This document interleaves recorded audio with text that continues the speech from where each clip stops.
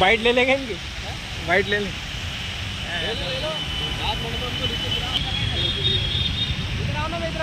आ रहा हूँ, ये भी ले लेता हूँ सर, ये विजुअल ले लो सर।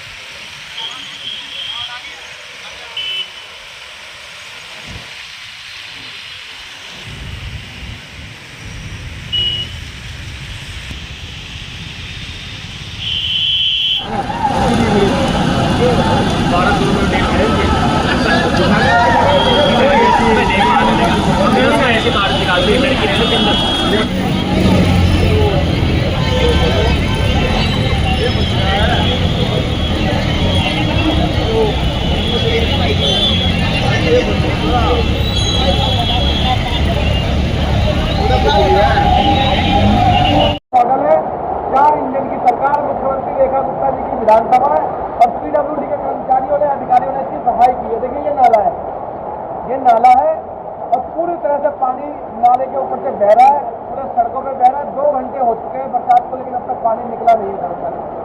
यहाँ तो दिल्ली का पहली बारिश में यह हाल है। अब चारों तरफ घुमा के दिखाइए एक बार कि क्या हालत है सड़क की।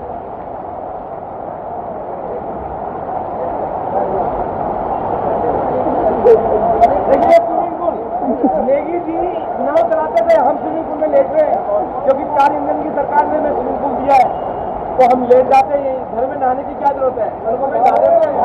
सारी पूरी मार्केट है, सड़कों पे ही नहाते हैं, सारे बच्चे नहा रहे हैं, हम भी नहा लेते हैं।